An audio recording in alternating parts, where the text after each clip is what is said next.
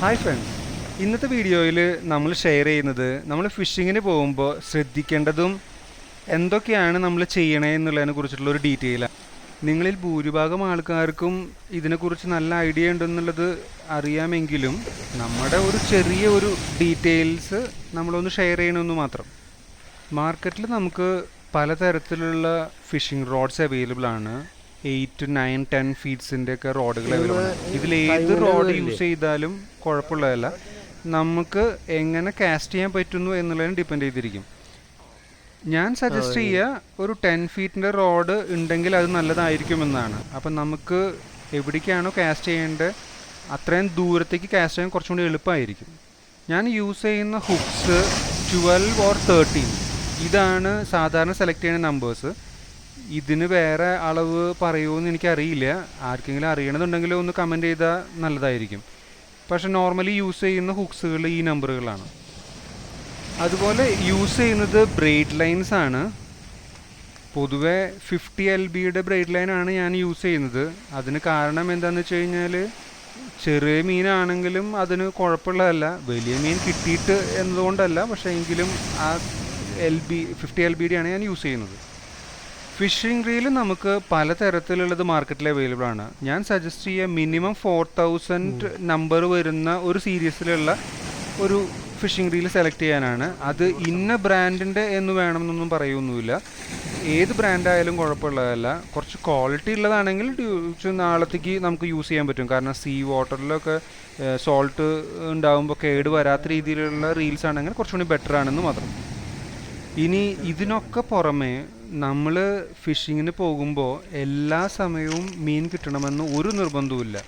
ഏത് brand use ചെയ്താലും ഏത് റോഡ് യൂസ് ചെയ്താലും അത് ഫിഷ് കിട്ടാൻ ഒരു ഭാഗ്യം തന്നെയാണ് എന്ന് പറയാം. എല്ലാവർക്കും ഇത് സെയിം ആണെന്ന് ഞാൻ വിചാരിക്കുന്നു.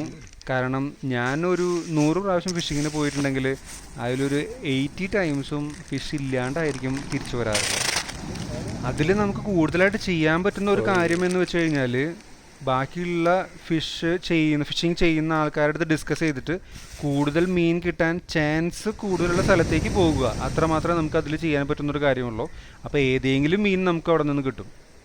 ആദ്യമൊക്കെ മീൻ പിടിക്കാൻ പോകുമ്പോൾ നമ്മൾ മറ്റുള്ളവർ മീൻ പിടിക്കുന്നത് കണ്ടിരിക്കലായിരിക്കും ചെയ്യുക. കാരണം നമുക്ക് മീനൊന്നും കിട്ടാറില്ല. എൻ്റെ അനുഭവമാണ് ഞാൻ പറഞ്ഞത്. നിങ്ങളുടെ അനുഭവം എന്താണെന്ന് വെച്ച് കഴിഞ്ഞാൽ ഒന്ന് കമൻറ്റ് ചെയ്താൽ നല്ലതായിരുന്നു.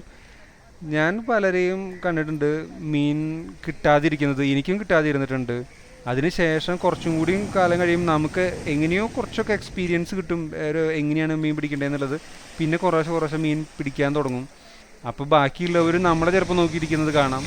അതൊക്കെ മീൻ പിടിക്കുന്ന ഇതിൽ ഒരു ഫിഷിങ്ങിൻ്റെ ഇതിൽ എന്താ പറയുക, എല്ലാവരും അനുഭവിച്ചിട്ടുള്ള കാര്യങ്ങൾ തന്നെയായിരിക്കും. അതുകൊണ്ട് ആരും വിഷമിക്കൊന്നും വേണ്ട. നമുക്ക് വിധിച്ചിട്ടുള്ള ഫിഷ് തന്നെ നമുക്ക് കിട്ടിയിട്ടുള്ളൂ. ചില സമയങ്ങളിൽ ബ്രെയ്ഡ് ലൈൻസ് പൊട്ടിയിട്ടൊക്കെ നമുക്ക് കിട്ടിയ മീൻ പോയിട്ടൊക്കെയുള്ള അനുഭവങ്ങളുണ്ട്. അപ്പോൾ അതൊക്കെ ഈ ഫിഷിങ്ങിൽ പറഞ്ഞിട്ടുള്ളൊരു കാര്യം തന്നെയാണ്. ഞാൻ പൊതുവേ ഫിഷിങ്ങിന് യൂസ് ചെയ്യുന്ന ബെയ്റ്റ് ചെമ്മീനാണ്. ഇല്ലെങ്കിൽ സ്ക്വിഡ് യൂസ് ചെയ്യാവുന്നതാണ്. പക്ഷേ കുറച്ചും കൂടി എനിക്ക് കംഫർട്ടബിളായിട്ട് തോന്നിയിട്ടുള്ളത് ചെമ്മീൻ തന്നെയാണ്. എനിക്ക് ഒരു കാര്യം കൂടി നിങ്ങളുടെ അടുത്ത് പറയാനുള്ളത്, നമ്മൾ ചെമ്മീൻ ബെയ്റ്റായിട്ട് ഇടുമ്പോൾ ആദ്യമൊക്കെ നമ്മൾ ചെയ്യേണ്ടത് എന്താണെന്ന് വെച്ച് കഴിഞ്ഞാൽ ചെറിയ കഷ്ണം ചെമ്മീൻ ആദ്യം ഇട്ടിട്ട് നമ്മൾ ട്രൈ ചെയ്ത് നോക്കുക. അപ്പം നമുക്ക് ആ മീനിൻ ബെയ്റ്റ് എടുക്കുന്നത് നമുക്ക് ഫീൽ ചെയ്യാൻ പറ്റും. ആ ലൈൻമേ നമുക്ക് ഫീൽ ചെയ്യാൻ പറ്റും. അപ്പം അങ്ങനെ നമ്മൾ എക്സ്പീരിയൻസ് ചെയ്ത് കഴിഞ്ഞാൽ നമുക്ക് കുറച്ചും കൂടിയും പെട്ടെന്ന് തന്നെ ഫിഷ് അത് ബെയ്റ്റ് എടുക്കുന്നുണ്ടോ ഇല്ലയോ എന്നുള്ളതൊക്കെ അറിയാൻ പറ്റും. അത് കുറച്ചും കൂടിയും മീൻ പിടിക്കാൻ ഹെൽപ്പ് ചെയ്യുമെന്നാണ് ഞാൻ വിശ്വസിക്കുന്നത്. ഇതിനേക്കാളെല്ലാം വളരെ ഇമ്പോർട്ടൻ്റ് ആയിട്ടുള്ളൊരു കാര്യം, നമ്മൾ ഫിഷിങ് ചെയ്യുമ്പോൾ ഈ കല്ലുമ്മലൊക്കെ നിന്ന് ഫിഷിങ് ചെയ്യുമ്പോൾ നമ്മൾ നന്നായി ശ്രദ്ധിച്ച് തന്നെ നിൽക്കണം. സ്ലിപ്പാവാനുള്ള ചാൻസ് ഉണ്ട്. അതുകൊണ്ട് ശ്രദ്ധിച്ച് നിന്ന് വേണം ഫിഷിങ് ചെയ്യാൻ. മീൻ കിട്ടിയെന്ന് വിചാരിച്ച് നമ്മൾ പെട്ടെന്ന് തന്നെ എക്സൈറ്റഡ് ആവരുത് ഒരിക്കലും. ഞാൻ ഇതിന് മുൻപ് ചെയ്ത ഷോർട്സ് വീഡിയോയിൽ അത് പ്രത്യേകം എടുത്ത് കാണിച്ചിട്ടുണ്ട്. നമ്മൾ ജസ്റ്റ് ഒരു ശ്രദ്ധ തെറ്റിക്കഴിഞ്ഞാൽ സ്ലിപ്പായി വീഴാനൊക്കെയുള്ള ചാൻസുകളും ആ വീഡിയോയിൽ വീഴുന്നതായിട്ടുള്ളൊരു വീഡിയോ തന്നെയാണ് കാണിച്ചിട്ടുള്ളത്. കണ്ടിട്ടില്ലെങ്കിൽ അതൊന്ന് കാണാൻ എല്ലായിടത്തും ഒന്ന് റിക്വസ്റ്റ് ചെയ്യാണ്. ഞാൻ ആ വീഡിയോൻ്റെ ലിങ്ക് ഇതിൽ പിൻ ചെയ്തിടാം. അതുപോലെ നമുക്ക് മാത്രം മീൻ കിട്ടാതെ വരുന്ന അവസ്ഥ വരികയാണെങ്കിൽ നമ്മൾ സാധാരണ ചെയ്യാറ് നമ്മുടെ കൂടെ ഉള്ള ആരെങ്കിലും ഫിഷ് ചെയ്യുന്നുണ്ടെങ്കിൽ അവർ ഏത് ബെയ്റ്റാണ് യൂസ് ചെയ്യുന്നത് എന്നുള്ളത് ചെക്ക് ചെയ്യുക എന്നുള്ളതാണ്. അവരോട് ചോദിക്കുക. അത് മനസ്സിലാക്കി കഴിഞ്ഞാൽ നമുക്ക് മനസ്സിലാവും നമ്മൾ യൂസ് ചെയ്യുന്ന ബെയ്റ്റിൻ്റെ പ്രശ്നമാണ്, അല്ലെങ്കിൽ അത് വർക്കൗട്ട് ആവാത്ത സ്ഥലമായിരിക്കാം ചിലപ്പോൾ. അപ്പോൾ അതൊന്ന് ശ്രദ്ധിച്ചു കഴിഞ്ഞ് കഴിഞ്ഞാൽ നമുക്ക് ഫിഷ് കിട്ടാനുള്ള ചാൻസ് കൂടുതലാണ്.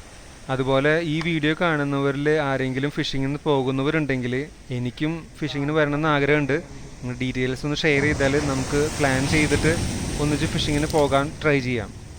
അത് വളരെ ഒരു ഹെൽപ്ഫുൾ ആയിരിക്കും. അപ്പോൾ നിങ്ങൾ വീഡിയോൻ്റെ താഴെ കമൻറ്റ് ചെയ്യുമെന്ന് പ്രതീക്ഷിക്കുന്നു.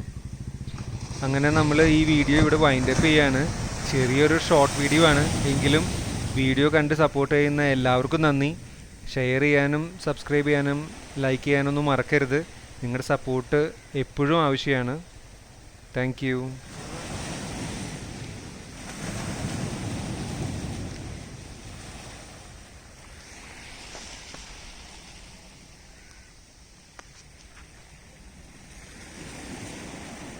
പിന്നത്തെ ചെമ്മീണ്ടല്ലോ അത് കുറച്ച് ലൂസാവും. ഇത് നിന്ന് നിന്നുണ്ടാവില്ല. അപ്പം അച്ഛനല്ലോ നമുക്ക്